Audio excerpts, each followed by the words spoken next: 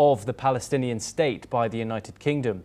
This comes as the UK is preparing to recognise the state of Palestine after Israel failed to meet the conditions that would have postponed the historic step, including a ceasefire in Gaza. Let's listen in to what Londoners have to say about this anticipated recognition. I do think it's the right action for the British government to recognise a Palestinian state. I think, to be honest, it's much later than it should have been. And I think this is the very least the British government could do to make up for a genocide. I mean, it is the right action, but it's come far too late. I think there's I don't know, I don't follow politics anymore because it's too depressing, but it's too late.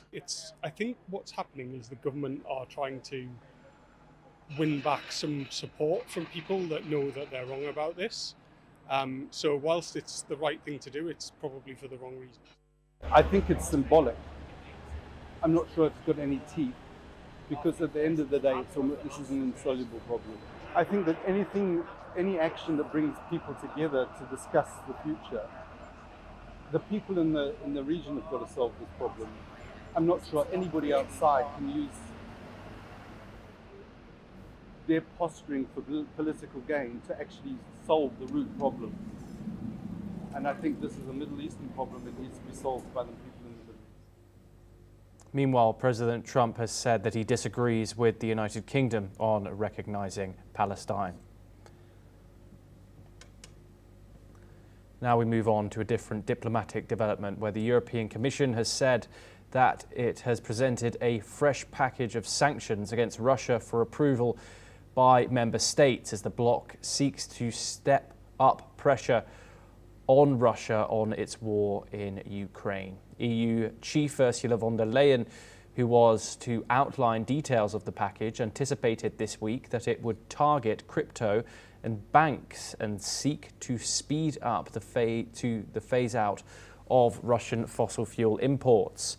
The Commission's spokeswoman, Paula Fino, said that we can confirm that the Commission has adopted a new package of sanctions against Russia, the 19th package. The 18 rounds of European sanctions imposed since Russia invaded Ukraine in February of 2022 have sought to sap its war chest with everything from asset freezes to a near-complete ban on importing Russian oil. The finalization of the latest package comes after US President Donald Trump demanded that allies stop buying oil from Moscow and slap tariffs on China and India before he moves on punishing Russia. Meanwhile, after speaking with Trump this week, von der Leyen said that the Commission wanted to speed up the phase-out of Russian fossil fuels, which the bloc until now planned to eliminate by the end of 2027.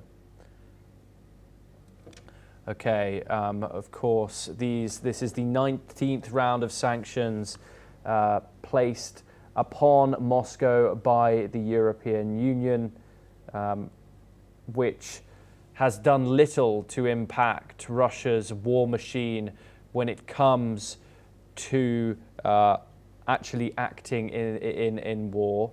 Russia's war now reaching its 4th year. Of course, Ukraine seeks that peace deal. Russia says it seeks that peace deal, but to no avail.